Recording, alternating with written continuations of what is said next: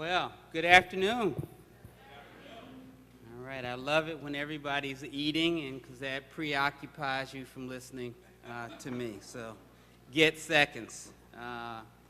So, Andrea, thank you for that very kind and gracious introduction. And it has been an amazing week for me. You know, sometimes you go someplace and all you do the entire time is you look at your watch. And you're sort of counting down and saying, okay, 5 days, 4 days, 3 days.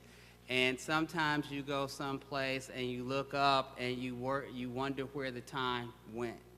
And that's been this experience. It has been truly a remarkable week. And Charlotte, you and your staff have been so gracious. You have looked after me and my wife, and you promised, this has been a year in the making, believe it or not, to get here. And I want you to know Charlotte doesn't play fair. So when she first asked me if I would come, I said, well, you know, I need to think about it. I need to check the calendar. And then someone pointed out my wife. We were at a conference. And next thing I know, Jackie was saying, you know, now we need to get on this Little Rock thing. So you were persuasive, and I'm glad that you were. I also want to echo Charlotte's comments about her incredible staff and what Dean Skip Rutherford said yesterday. They were just so helpful, always a smile. Sierra, Andrea, Trina, who has just shuttled us all over the place. And so I really do think they deserve another hand because you all were very super helpful.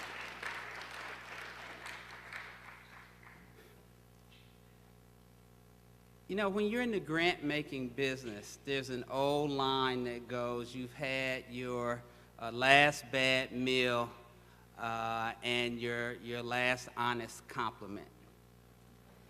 And there's a lot of truth to that statement. When you're in the foundation world, you understand that there are people who need and want the resources that you are able to influence that make a difference for them. And so you understand that there is part of a dynamic, I call it the game, that just goes with the turf. They want to chat you up, to get to be friends, and then when you're done, the relationship is done. And I am so pleased today that there are a number of people in this room who my friendship with them has spanned decades. It started when I happened to be a program officer at the Ford Foundation.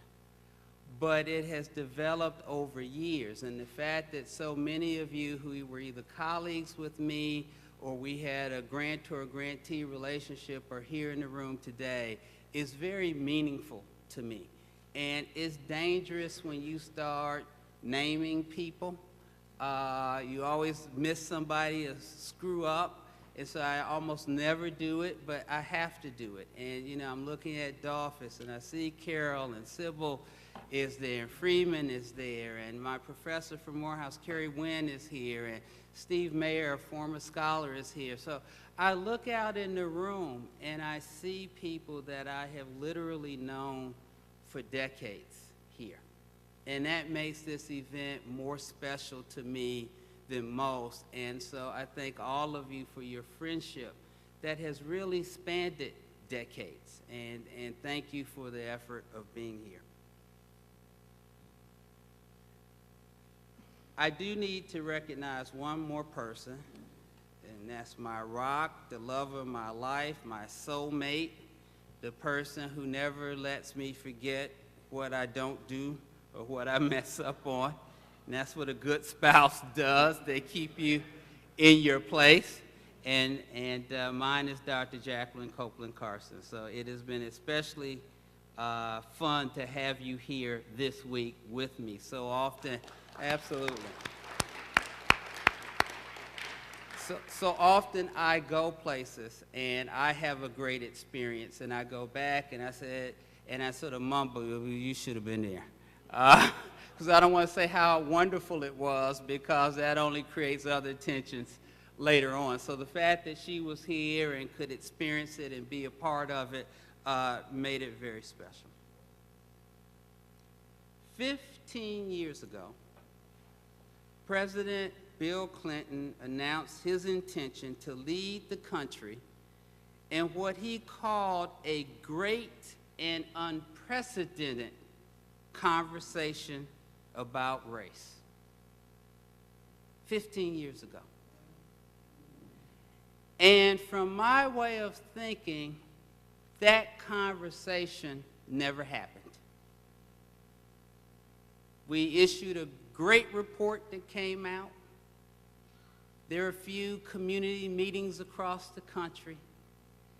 But it was not what anybody would describe as great and unprecedented. And today, we bear witness to something that was almost inconceivable 15 years ago.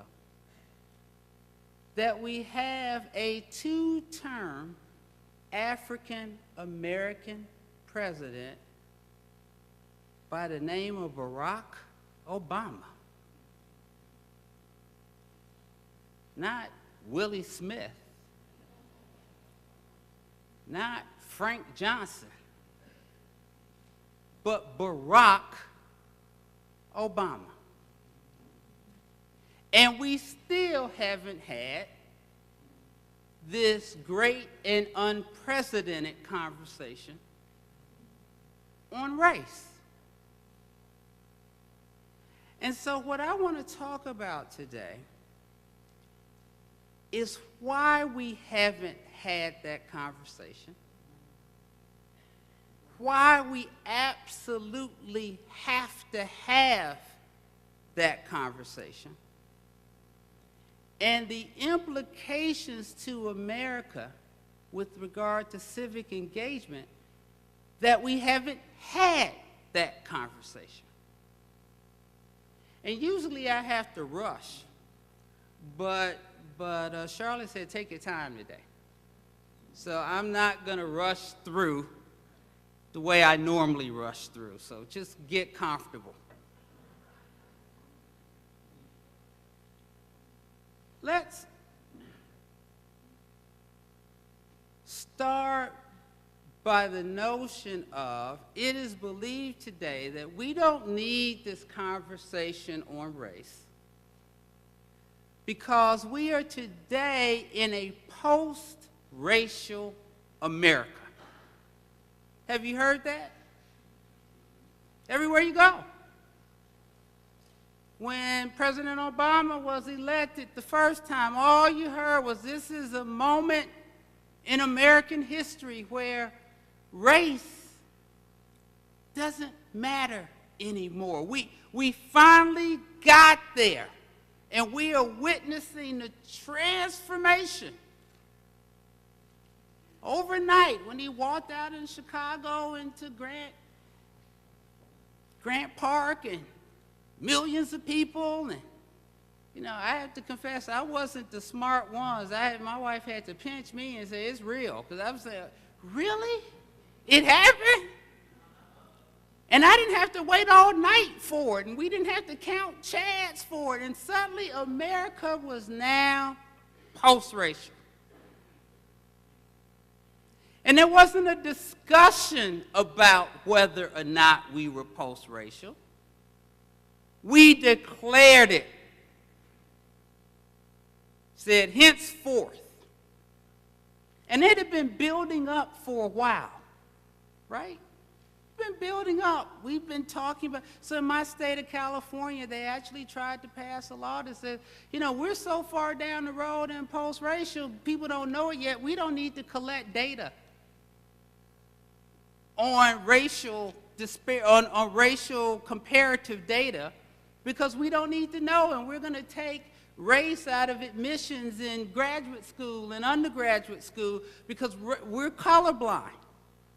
So it's been building in the country for a long time. But on that night, we claimed it.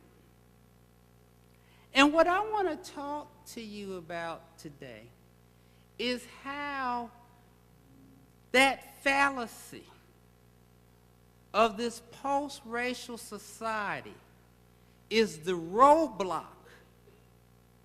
It is the ideological trap that prevents us from having this necessary conversation about race. Right? And it is the roadblock that prevents foundations from talking about race, acting on race, monitoring race. See, the foundations you just had up here, my colleagues, they were some unique people. I don't know if you understand how special those three institutions were. Because that's not what the other 76,000 foundations across America look like. That's not the conversation that the average or the median, whichever one you want to use, that's not the conversation you would see them have. Because like the broader society, foundations are trapped around this fallacy of a post-racial society. So, let me start out with an interesting fact, and I'm going to come back to this at the end. In 2010, foundations contributed $29 million in support of African American men and boys. $29 million. Now, if I had $29 million, I'd be doing pretty good. But I want to put that in some context. Those same foundations in 2010 contributed $45 billion in that 1 year. So that 29 million represented less than 1/10 of 1% of all foundation giving in 1 year. 1/10 of 1% to African American men and boys. And I'm going to come back to why I want to talk about African American men and boys as I go forward. But just hold that fact in your head. So I want to talk about three things: civic engagement, what it is, how it works, why is it important to democracy. I want to talk and debunk this myth of a post-racial society. And then I want to bring it home by talking about foundations in African American men. And African American men are like the canaries in the mine for America. And talk a little bit about that. Civic engagement requires that individuals have a stake in the civic discourse, right? You gotta have a stake. You gotta care. There has to be some reason to participate either in the dialogue or in the voting. But you gotta feel like it matters to you.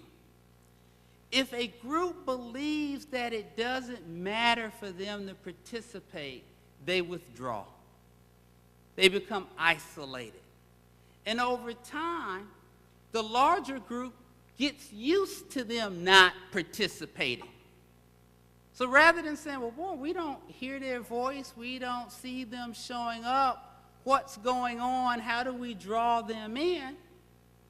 We get used to say, oh, well, you know, they don't show, and that's one less group we've got to worry about at the table, one less group we have to accommodate, one less group that has to be a part of the dialogue. And so over time, if left to their own devices, the isolated group becomes more isolated, the group that's participating becomes more assured and comfortable with the fact that everybody's not at the table. And that situation should be anathema to foundations. It should be unacceptable for institutions that are set up to promote the common good to allow the civic life to be shredded and cut that way. So there's a built-in responsibility that I am asserting, a moral imperative that foundations have to engage themselves whenever they see that fragmentation occurring. Right? Whether that's in education, whether that's in health, whether that's in the world of disabilities, whether that's in environment, you name the area.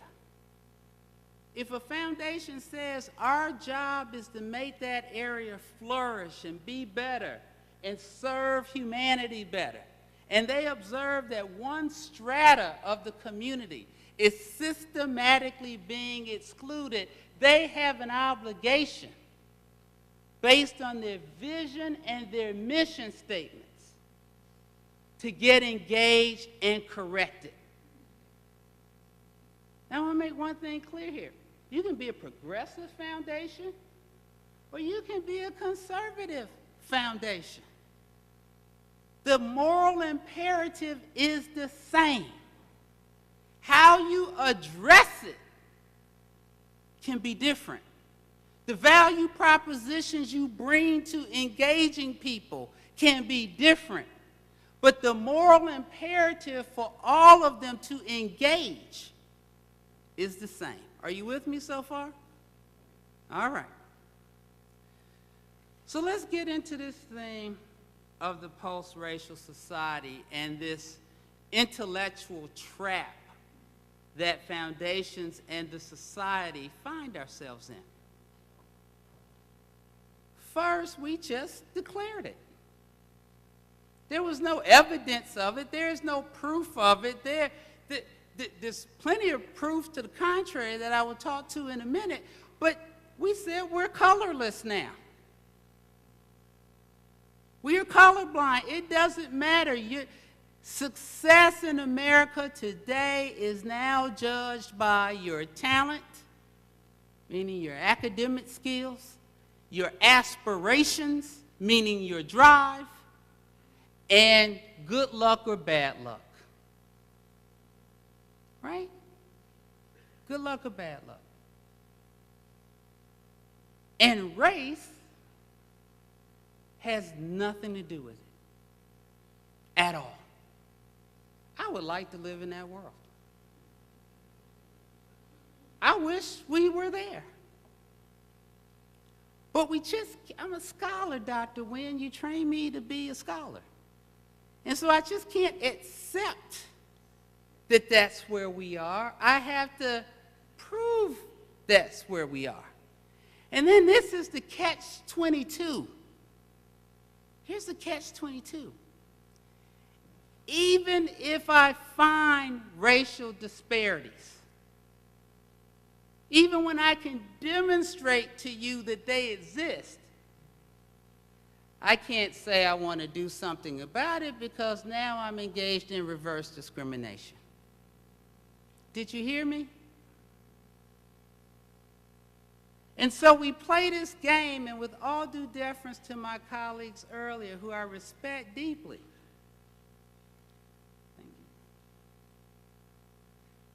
just saying that we put out the data, well, okay, it's there, and we're in a post-racial society. So if I see these disparities, and I have claimed that the world is now fair, then the fault lies with who? Lies with the people. And so if only they would avail themselves of these opportunities, they too could be okay. And so I am content to have inaction because I've declared it was a post-racial society, and any action that suggests that it's not a post-racial society makes me a racist, and I'm discriminating and I'm hurting other people. And so now we chase our tail. I can come up with all the disparities that I want to show, but they're irrelevant because if I act on it, now I'm a racist. And that is where many foundations today, unfortunately, find themselves. They're in a box of, even in the face of the most egregious data, they can't act based on race, because it is presumed that by the very acting, they are disadvantaging somebody else. It is an intellectual mind game, bar none. And so we've got to fight that notion. My wife looked at me and said, speed it up. They didn't give you that much time.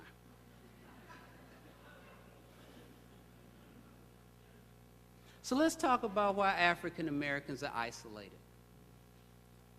And I could talk long. You read my paper. I do a little short primer, and to Mrs. Brown-Trickey, it doesn't do justice to all of what people of your generation did to us, for us, and Sybil and others.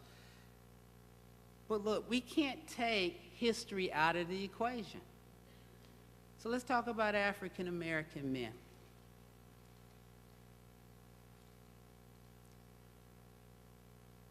We are the boogeymen. I say we because I'm an African American man. We are the boogeymen in American society. We've been that way since slavery. The criminal justice system has been used to control us, to defeat us, to belittle us. And that's documented. It's in the paper. You can look up the references. It's a fact. It's not an illusion. And I'm going to ask this question with a little truth in here. So to the African American men in this room, how many of you don't like to sit with your back to the door? Raise your hand. Be honest. Raise your hand. Look, I want you all to look around the room. Raise your hands, brothers who feel that way. Now, what does it say about the psychological injury that some of the most successful African American men in the country today will not sit to their back to the door in a restaurant because they understand psychologically that you are always at risk. And you need to know who's coming in and out the door. That's real. There's an unbroken line from before Emmett Till to Trayvon Martin that violence against African American men is acceptable in this country. I don't see Asian American men being shot. I don't see Indian men being shot. I don't see any number of men being shot. And on the rare occasions when they're shot, it does not create a national discussion. It's only when an African American man is shot and killed does the whole racial thing become unglued. And we come close to having a great and unprecedented conversation about race. So you got to understand, history matters. African American men are today an endangered species. I don't use that frivolously. But think about a community. Take African American out, because we heard all about the subconscious stuff yesterday. Just think about any community with these statistics. African American infants are twice as likely as white infants to die before their first birthday. Right here. 48% of all African American boys drop out of high school. 42% of all black boys have failed an entire grade at least once. African American men account for 70% of all new HIV infections. 1 in 6 African American men have been incarcerated. Nearly half of the prison population is African American. African Americans account for nearly 49% of the homicide victims. And 93% were killed by another African American. That's endangered. And yet, we're in a post-racial society. And if I want to have a program to engage those men out of isolation into the civic discourse of society, I'm now a racist.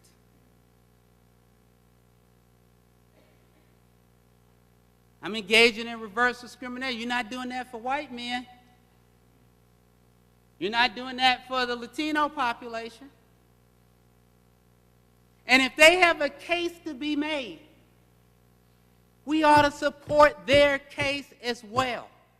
But it won't be the same case. It doesn't come out of the same history. It doesn't have the same ethos. But if they can make a case in Appalachia, if they can make a case in the Delta, if they can make a case, we ought to support them too, and it's not being racist. It's accepting the reality of a responsibility that when we have a group so isolated and so marginalized, they not only suffer, we all suffer. Now, I'm an economist by training, so sometimes it comes to the dollars and cents. And so the other argument for race-specific strategies involving African-American men is we're in a global society today.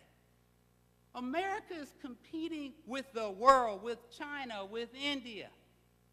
Let me read what George Soros said. I've worked for many years to address the systemic injustices that prevent so many African-American men from achieving their full potential. In New York City alone, for example, 50% of African-American men do not finish high school. The poverty rate for African-American and Latino young men is 50% higher, and their unemployment rate 60% higher than their Caucasian and Asian counterparts. African-American men are 7 times more likely to have an incarcerated parent. More than 30% of all African-American men become caught up in the criminal justice system. This squandering of human capital is a disgrace. Billionaire George Soros is investing in African-American men because he wants America to be globally competitive. He gets the dollars and the cents. So we have a moral argument that's based around being an endangered species. We have an economic argument that's based around America's self-interest, as we cannot afford to have all of these potential inventors and astronauts and educators and doctors being killed off, literally, not hyperbole, killed off and imprisoned, and think that America can survive. So we need to have this great and unprecedented conversation about race. But to do so, we have to fight this insidious notion of a post-racial society that asserts that color no longer matters. And if it does matter, it's the problem of the people who have the problem. And if you act to do something about it, you become the racist. Because if we don't, that 1/10 of 1% is going to become less than 1/10 of 1%. Thank you so much for being a gracious audience. I really appreciate the opportunity to be here. Carol, did I recognize you earlier? Did I say you? All right, because you're so special to me. I need to make sure I'm looking around. Did I forget anybody? All right. All right. Thank you very much.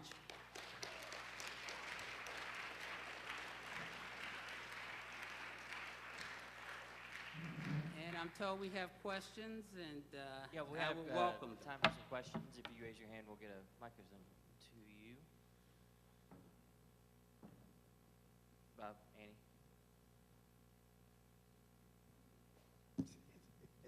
No, I didn't bring my own mic. My question has to be preceded by a statement.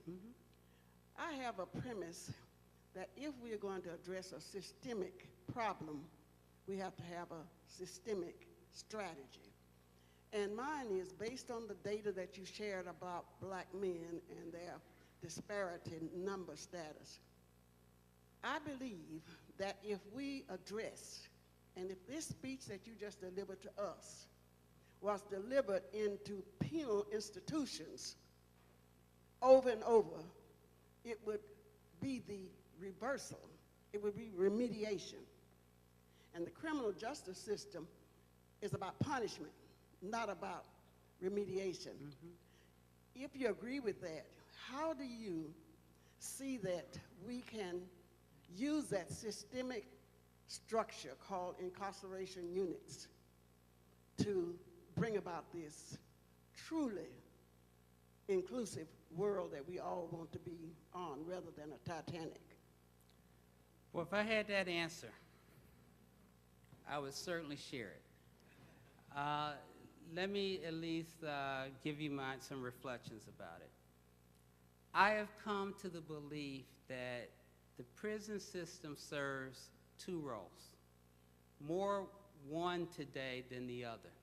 The immediate role really is, in their mind, punishment. It's not rehabilitation, it is punishment. But it has become the rural economic development policy of America. And I told you I'm an economist. So it's about how do you maintain, if you go to some of these rural prisons out in the middle of nowhere and you go to the drugstore, boy, they have a whole lot of ethnic products. Boy, their hotels and motels get filled, right? It's an industry. And so the industry has moved away from the labor of the prisoners, which was what it used to be, a forced labor system after slavery. And I know this, for some this may be shocking. This is documented. I'm not sort of pulling it out of whole cloth. But it's less about the labor now of the inmates. It's about, boy, I got to now drive to go see my loved one on a regular basis. So the community gets money for having the facility, for managing the facility. The members of the community work at the prison system in some capacity, the motels and the food places and the drugstores. So it's an economic engine today.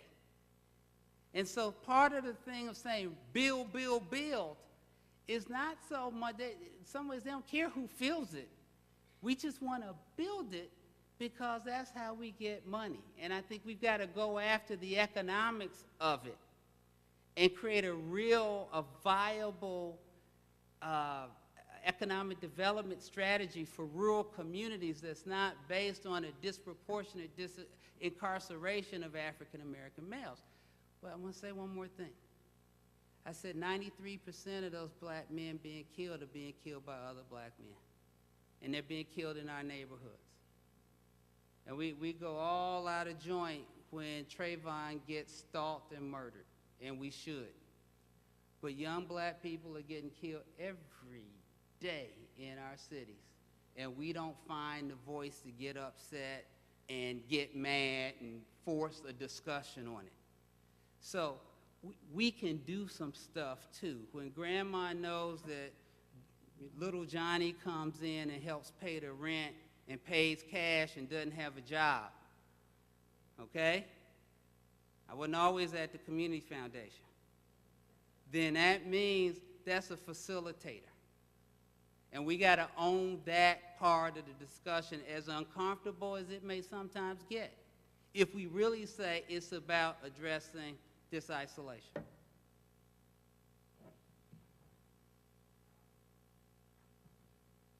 you, Dr. Carson. Mrs. Davis just raised the question about the penal system. She raised the question because Arkansas has... Dr. Wayne, I think that mic may not be on. There you go. Mrs. Davis raises a question about the penal system because in the state of Arkansas... They're going to switch you out, Carrie, yeah. All right.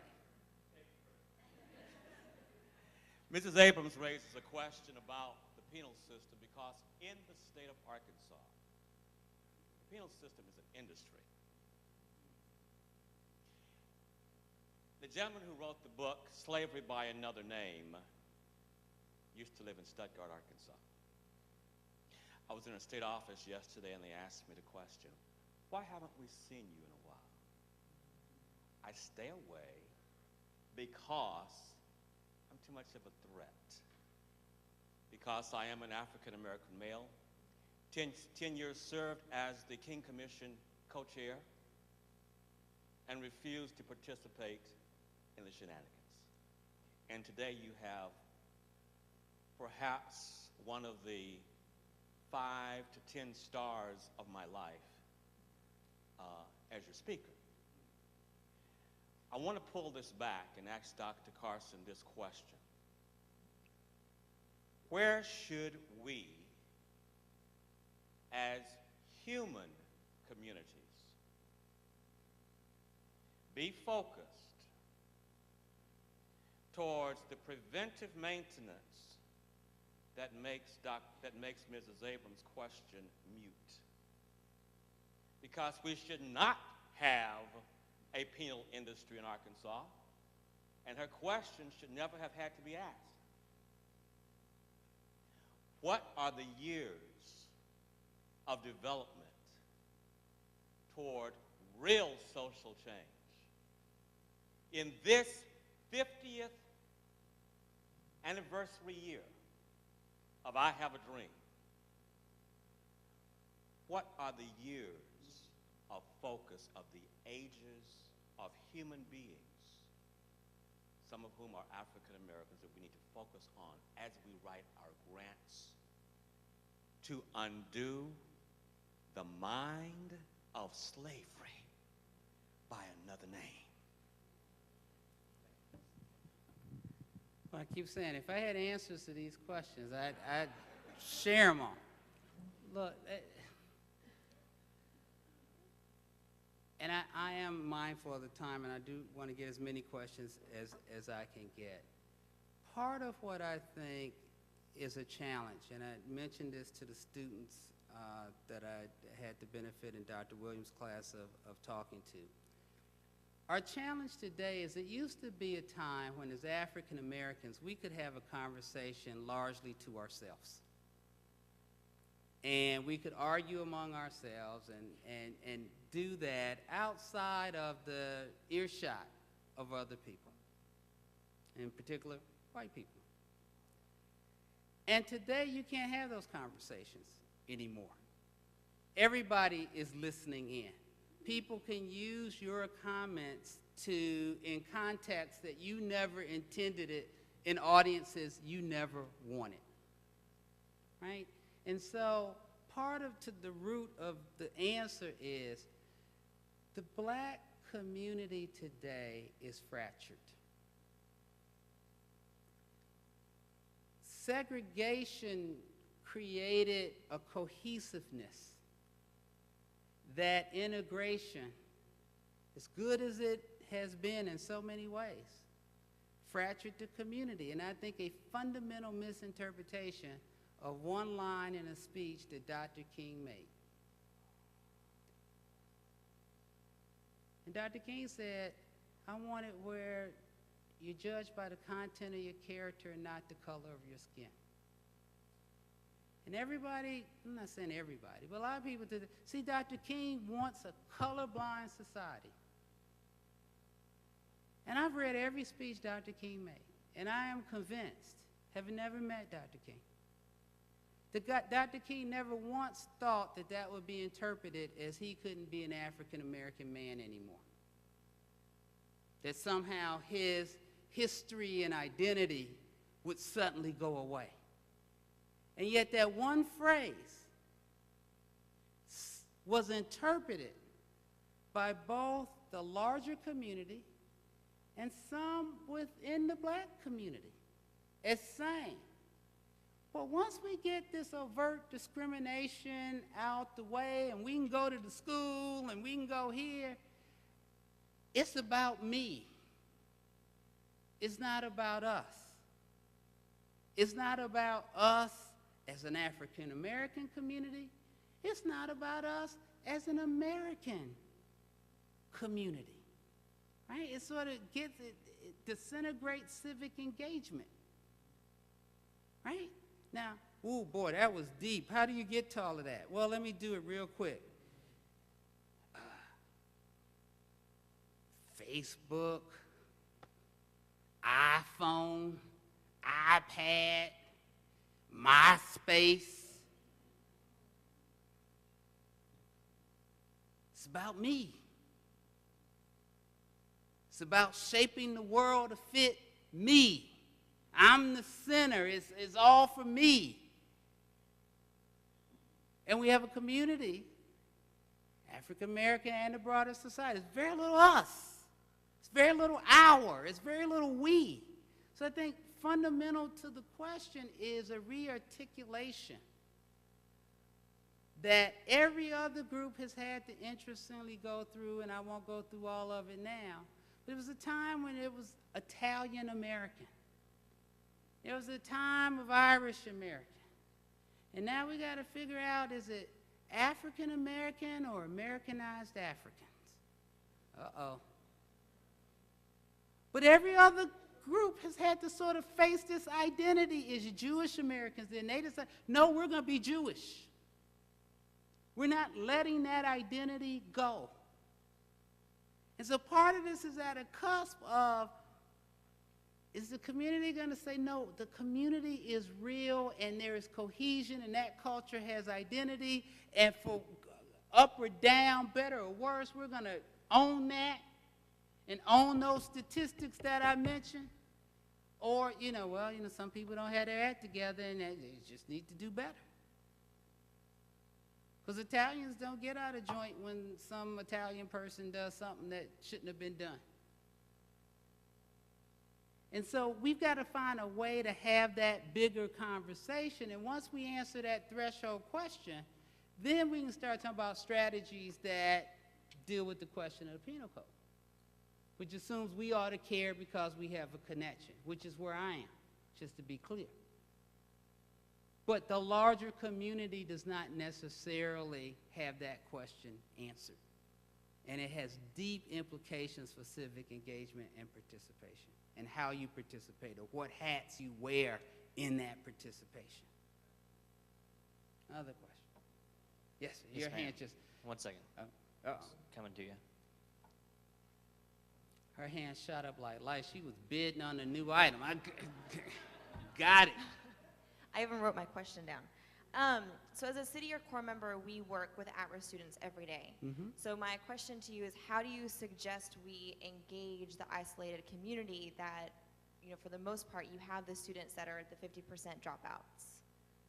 I'm starting to sound like a broken record. Well, look, kids are smart.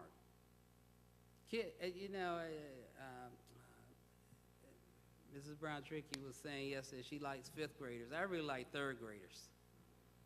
And I like 3rd graders because if you don't read by 3rd grade at the 3rd grade reading level, that's how they figure out what the prison population is going to be. So I even like 3rd. Oh yeah, that's how they do it. And kids look for role models that matter. Right? They see their circumstance. They see it. And so I think in addition to working with the kid, you have to work with the community. If it's not safe for me to go to the playground, if mama, daddy, it's usually mama, can't keep a job, right?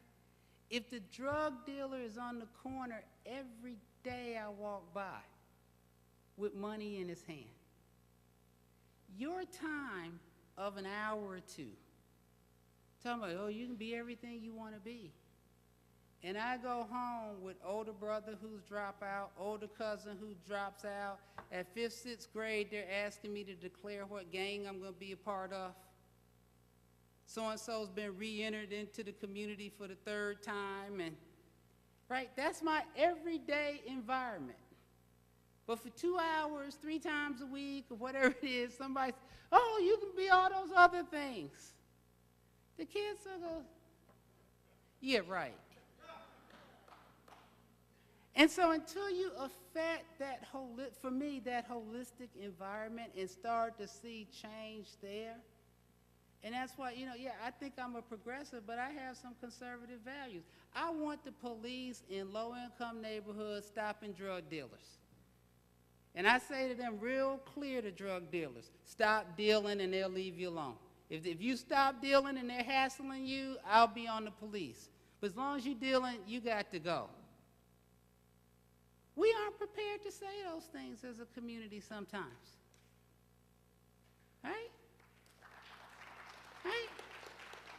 Because, I talk about Oakland, California. My wife's saying, uh-oh, he's about to get going. That's almost over there. Oakland, California. The black police chief in Oakland, California, kids are being killed every week. His police force has been cut in half. And he's at a community meeting being assaulted by parents because he's asking for the community policing to become more aggressive.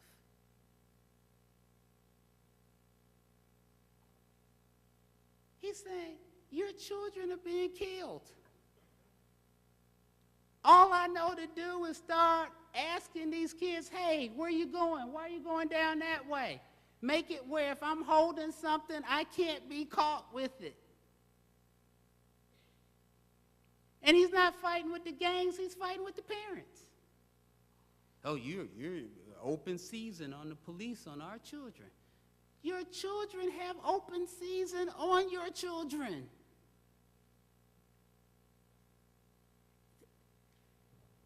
So, again, I understand bad police.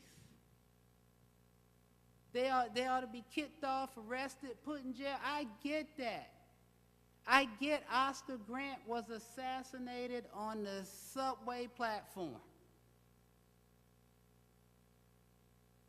That was the BART police. That wasn't the Oakland police. I just want to be clear. But the black police chief is saying, I don't know how to save your babies if I can't have the police intervening. In the community, some part of the community, not all, but some part of the community was saying, that's not the primary issue. The primary issue is the police are going to be stopping my kid.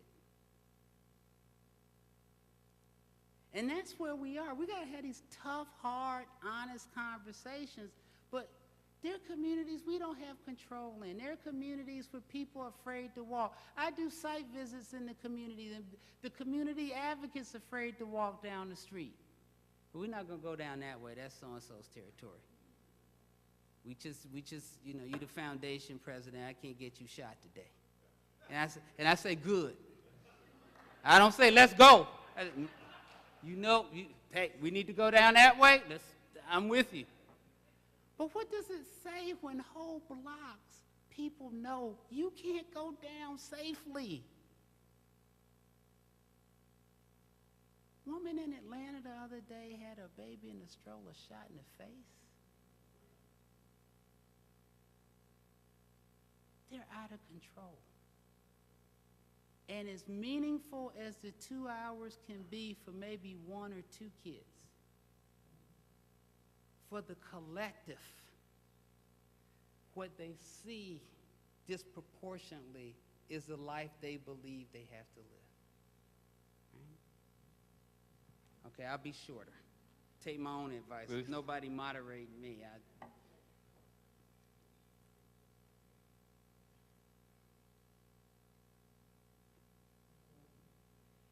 There are a whole lot of really nice white folks and black folks in this city who are willing to have conversations about race, but they're not often the profound conversations that I think we have to have. Mm-hmm. And I would describe those as conversations about power and privilege and oppression in a very honest way from both sides. So I want your advice to all of us, because I think most of us are willing. Some of us have had those conversations, haven't we, Angela?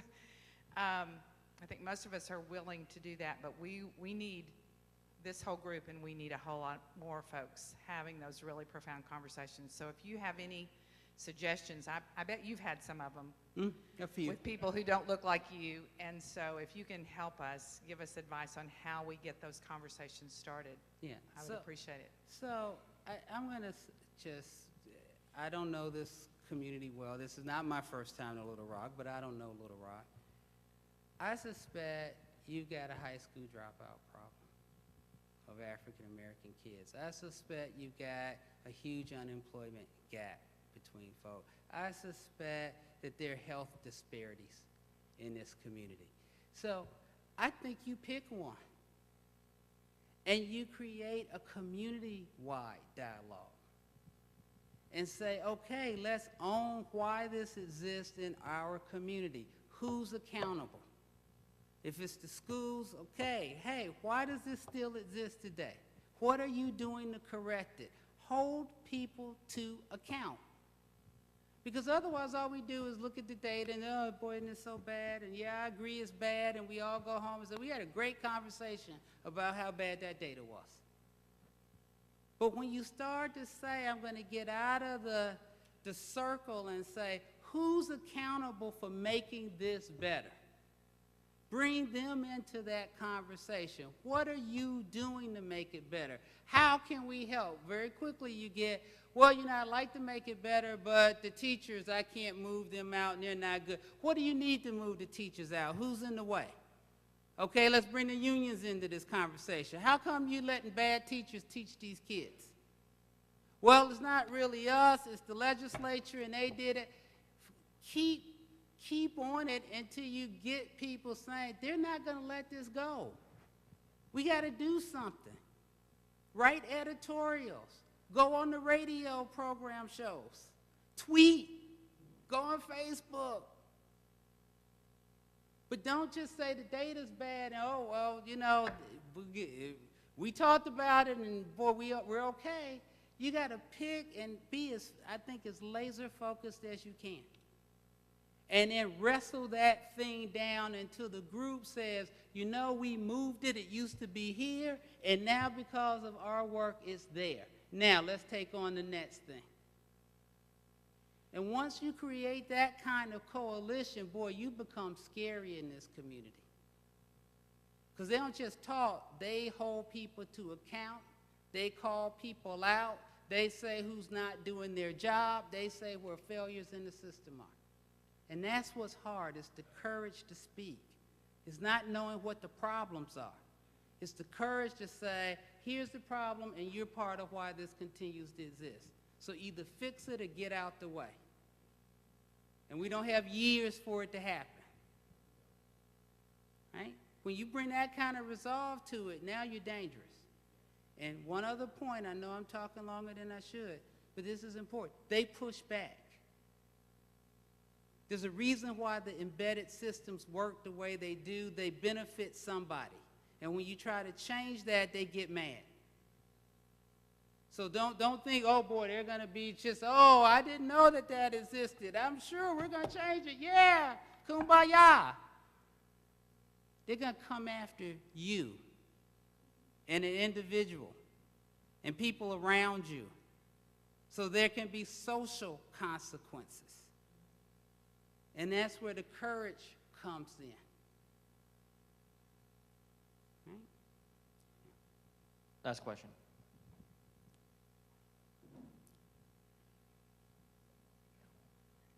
Hi, I'm Wariki Bowman. I'm a professor here at the Clinton School, and we do have a wonderful leadership with a lot of respect for diversity. So I just had an advice question for us, because I know that all the faculty are interested in recruiting and retraining African American male students. So could you give All us... the faculty. Yes. All right, that's a big word, all. I know all of the faculty Okay. want to recruit, All right. but we need some advice about how to do a better job about outreach and a better job of getting our name out there and a better job of you know, making a pitch that is attractive. So I'm going to push back because I had a chance to have dinner one evening with the professor. And I'm just going to say, if every faculty member wanted to have African Americans here, I believe African Americans would be here. If every faculty member, because every faculty member would be using their networks, they would be blogging about it in their faith communities, they'd be talking about it in their social clubs, they'd be out there, and every kid in these communities would know, boy, the university really wants us there. If all wanted it. Because you just have too much power if all of the faculty members said that. So by giving them a pass, in a way you're saying, boy, we're in that post-racial society. Everybody, it doesn't matter. All of them are okay and want to make this happen. And I think it's an easy way to do it. And that's faculty means that how many of you have blogged about your personal commitment that if a student comes up to you, you will be their champion? And see how many hands go up. And how many of you have written to the paper saying you are committed to seeing this happen? And how many of you have gone to one of the high schools and talked to a junior class or a sophomore class about what they need to do so they're prepared when they hit senior year that they will be here and you're available to help them look at their application? And if you get all the hands saying we've done that, then I'll agree all. But short of that, I don't know that I think a few really want to, and I think the rest know to say, yeah, I'm for it. Right? Yeah, I'm for it. And, you know, good luck to you. Oh my, the data shows we just can't recruit them. Because you recruit other kids with no problem. But their scholarships, their network, their alumni, their things in the newsletter, all saying, come here, come here, come here. So I push back gently. This is my gently mode. Jackie's going, yeah, that is his gently mode. Push back gently to say I think it may be one or two less than all.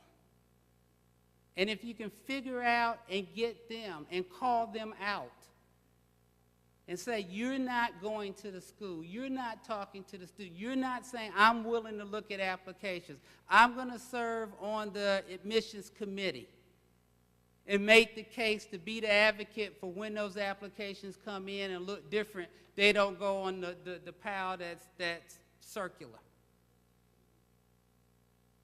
And then you have all. I'm here till 2 o'clock sharp, so I'm just to when this lady says we go. We do have to wrap up. We can continue the conversation, which is definitely what we want to do. Thank you, Dr. Carson, for coming. Thank you, Charlotte, everyone. Thank you very much. Very much appreciated, and we will see you at the next one.